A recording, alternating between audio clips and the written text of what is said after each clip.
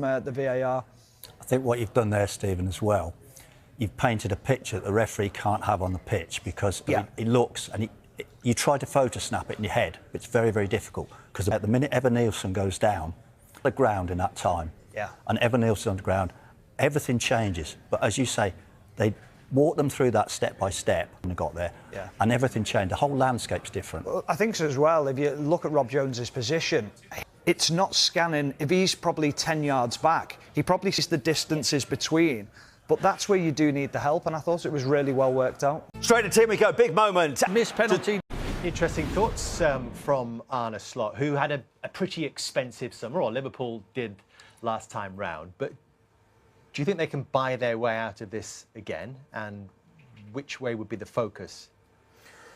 Well, people have been desperate for Liverpool, or certainly Liverpool supporters have been desperate to spend real big money, the way they've maybe seen Manchester City in the past or Chelsea in one summer. Everyone was excited in the summer.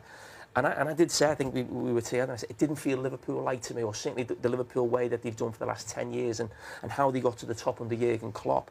And it felt very almost Real Madrid, you know, going by the best players for the most money. I want Liverpool to go back to buying the right players for the right money and what Liverpool need right now. And they won't be able to do what they did last summer. They wouldn't have that type of revenue. They don't need to bring 6 or 7 players in because, again, it's more change. But I do think there's 3 players that need to go right into the team for me. Replace Mo Salah, a right winger, a right back for me, and a central midfield player. And then the players that you brought last summer, as Roy just mentioned, you're talking about Isak, Ekitike, Vert, they become better players a year on. Which of those 3 becomes the most important, do you think, to help Liverpool improve? You got to replace Mo, for sure, because the goals. And we can say that Isak and Ekitike are going to do that, but you have to build the team.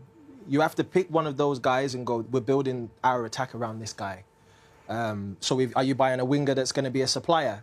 To get the best out of the 2, you're going to buy a Slot's hinted that Isak, to get the best out of him, needs someone who's actually not going to come inside and shoot, but actually going to try and cross. Is the young lad not going to be so? I mean, he looks pretty talented, him. Rio? Yeah. Rio's fantastic. I like him off the left. He can play both wings, obviously, but I like him off the left. I think the defensive midfield area is something that Liverpool have been missing for years. We had Fabinho, I think the midfield that we had of previous years, I think psychologically we're already more defensive. We had Hendo, we had Milner, we had Fabinho, we had Gini, who sort of sacrificed his attacking play because when he came from Newcastle, he was a goal scorer.